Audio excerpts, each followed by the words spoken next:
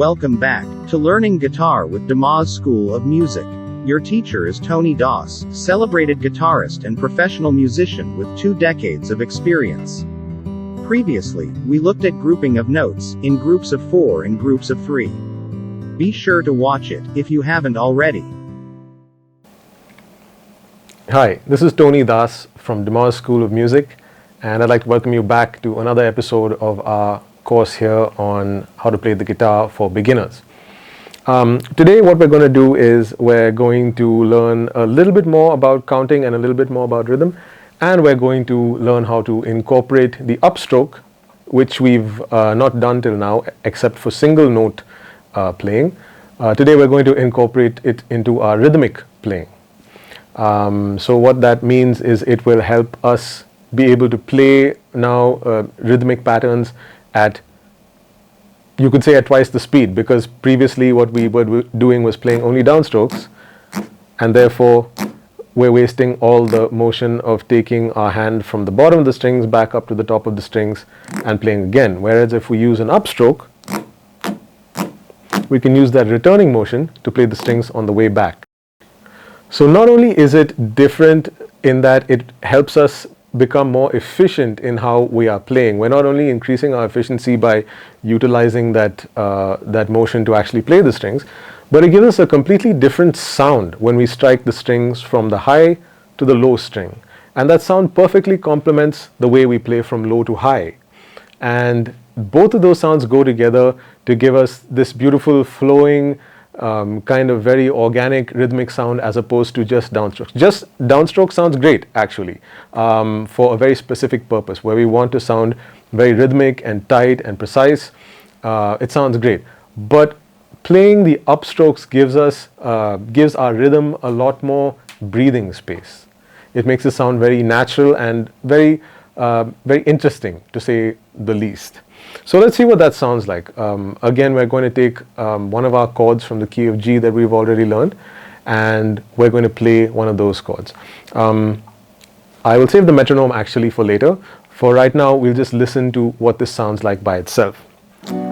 Another small note on playing rhythm guitar, we might want to think about using a plectrum that is a little bit on the lighter side. For when we're playing single note things, we might want to use a plectrum that is on the slightly heavier side, because this helps with our articulation and it helps with clarity and it helps with precision, because this thick plectrum does not bend. It does not bend as much as, say, this thin plectrum, which can be quite flexible. But this flexibility doesn't become a factor when we're playing rhythm. It doesn't affect our precision at all. In fact, what it does is it helps soften our attack on the strings, which always sounds nice, especially if we tend to be a little heavy-handed. It tends to soften our attack, and what it does is also it adds this very unique characteristic sound. I'm hoping you can hear that. It's kind of and so when I do this by itself, it sounds strange. You might think, why would you want to add that sound to your music? But when you hear that same thing, that same sound happening over all 6 strings, it adds a kind of a rhythmic and percussive quality that is, it's quite a desired sound. So if we know that we're going to play a very rhythmic style of guitar, what we can straight away go ahead and do is to just go for a thinner plectrum, and that's going to give us a nicer tone. It's going to help us play with a little more ease and without so much tension, and it's going to give us a great sound. So let's see what this sounds like when we start to incorporate upstrokes along with our downstrokes in our rhythmic playing. First we play only downstrokes.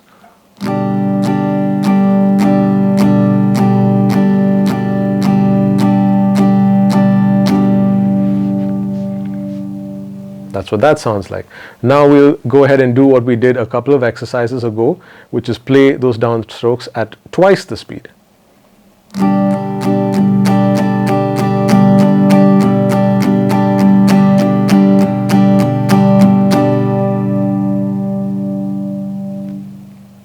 Now you can see, you might have noticed what I did there was to play every alternate downstroke slightly softer than the first downstroke. So I played loud, soft, loud, soft.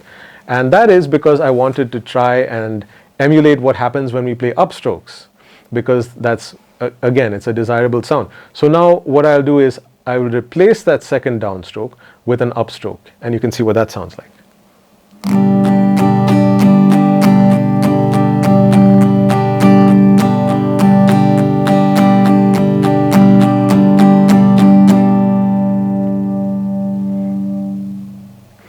So you can hear how nice and natural and flowing that sounds. And this is one of our goals to becoming a steady rhythm guitar player.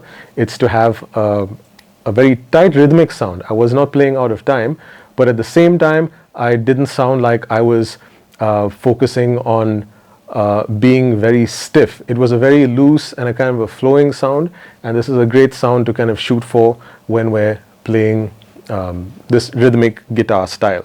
So what we can do is now we can learn to count this differently. So right now we've been just playing, I've just been saying we're playing 2 downstrokes for every click of the metronome. Now what we can do is we can start to count that second downstroke as a space between the clicks. So instead of 1, 2, 3, 4, we can add an and in between the 1 and the 2, I mean after the 1 and the 2 and the 3 and the 4.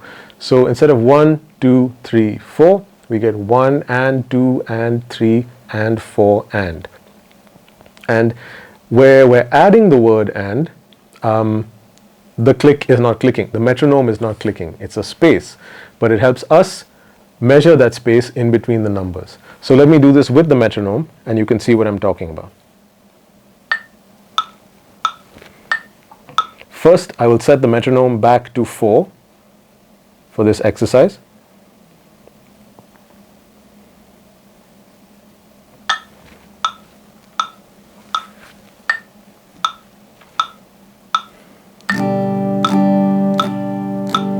One, 2, 3, 4, 1, 2, 3, 4. Now we're going to count, we're going to add an and in between the spaces of all these numbers. 1 and 2 and 3 and 4 and 1 and 2 and 3 and 4 and. Now in the places where we added the and, we're going to play upstrokes. 1 and 2 and 3 and 4 and 1 and 2 and 3 and 4 and 1 and 2 and 3 and 4 and 1.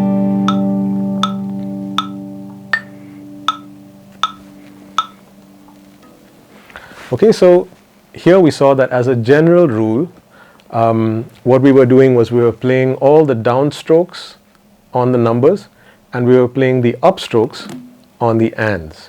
So 1 and 2 and 3 and 4 and. So again, this is not something that we have to strictly stick to all the time. It's a general rule to follow, but if we come up with certain patterns that we find sound a little bit more original by doing something different, you know, by all means we can go ahead and do that. It's not necessary that we stick to this, but as a general guideline and as a place to start and cement a very good sense of time, here's what we want to do. We want to play all the numbers on the downstrokes and the ands on all of the upstrokes.